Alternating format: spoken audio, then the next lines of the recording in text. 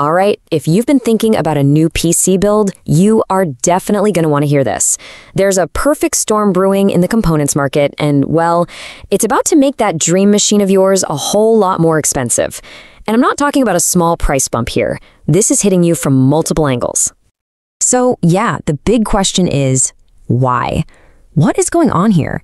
Is there just one thing to blame, or is this, a perfect storm of different factors all hitting at once? Let's dive in and really peel back the layers to see what's actually going on with the cost of your next build. And believe me, this isn't just one or two parts we're talking about. It's like a wave of price hikes hitting all the major components. We're seeing this domino effect. Prices are going up on everything from the CPU, the brain of the whole operation, to the RAM, and honestly, it feels like this is just the beginning. Okay, so first up, we've got a real head-scratcher coming from Intel. You see, what's weird is they're not jacking up the prices on their super high-end, most powerful CPUs. Nope. Instead, they're going after the chips that most of us are actually buying. And the reason for it? Well, it's pretty counterintuitive. Just look at this. We're not talking about the crazy expensive Core i9s here. These are the i5s and the i3s, the workhorses, the go-to CPUs for most people who are trying to build something powerful but still affordable. And boom, we're seeing price hikes of 11, 15, even 20%. That's a huge jump. And that's the key right there. This isn't random. They know exactly what they're doing. They're not going after the fastest chips. They're going after the chips that sell the most, the ones that you and I are probably looking at for our next build. It feels like they're just trying to squeeze every last penny out of their most popular products. So why would they do this? Well, here's the kicker. It all boils down to their new Core Ultra CPUs. Turns out nobody's really buying them. Sales have been, let's just say, disappointing. Meanwhile, everyone is still buying up the older 12th, 13th, and 14th gen chips because, hey, they're a proven, popular choice. So what's the strategy? It's pretty simple, really. They're jacking up the prices on the old stuff that everyone wants to basically cover their losses on the new stuff that nobody wants.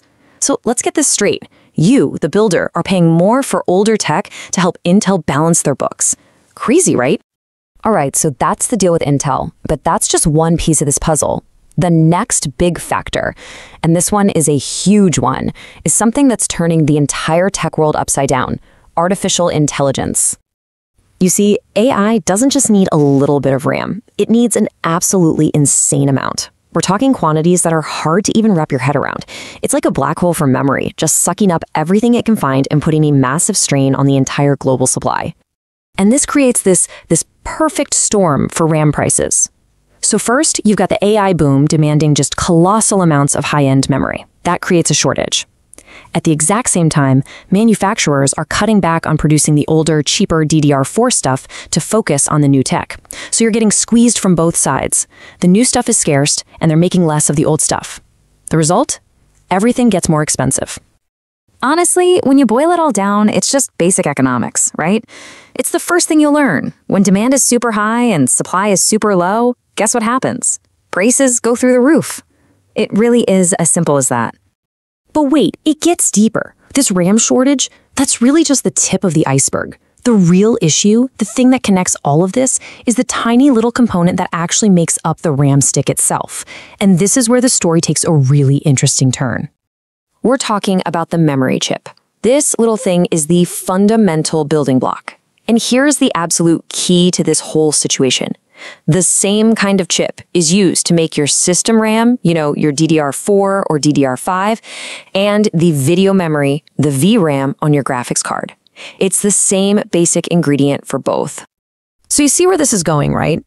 A shortage of these memory chips isn't just a problem for RAM. It's a double whammy. It hits your system memory and it hits your graphics card memory.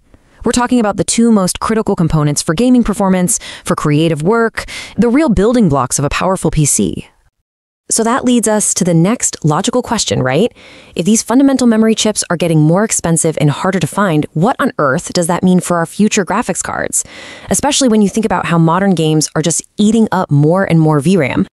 And here's the unavoidable consequence. The very same pressures that are jacking up RAM prices right now, they're coming for the GPU market next.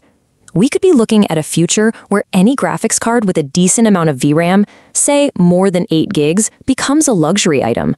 Either it'll be way more expensive, or it'll just be plain hard to get your hands on. Okay, so let's pull all these threads together. We've got Intel's weird pricing strategy, we've got the AI boom eating up all the memory. What does this new reality actually mean for you, the person who just wants to build a new PC? It's really not just one thing, is it? It's this perfect storm. You've got Intel's pricing strategy hitting the CPU market. At the same time, you've got this massive AI-driven demand creating a scarcity of the memory chips that go into, well, everything, both RAM and GPUs. So what are the big takeaways here? First, plan on spending more for those budget and mid-range CPUs. Second, your RAM is definitely going to cost more thanks to AI. Third, keep a really close eye on graphics card prices, because that memory shortage is going to hit them too. And the bottom line for all of this? Building a true budget PC? Yeah, that's getting a whole lot harder. And all of this leaves us with a pretty big, kind of sobering question. I mean, PC building has always been about getting the best performance for your dollar, right? The most bang for your buck. But with the whole world's demand for computing power just exploding, you have to wonder, is the dream of the affordable, high-performance PC starting to slip away? If you enjoy this video, please like, share, subscribe, and hit the bell to the latest update from my channel. Thank you for watching till the end, and see you in the next video.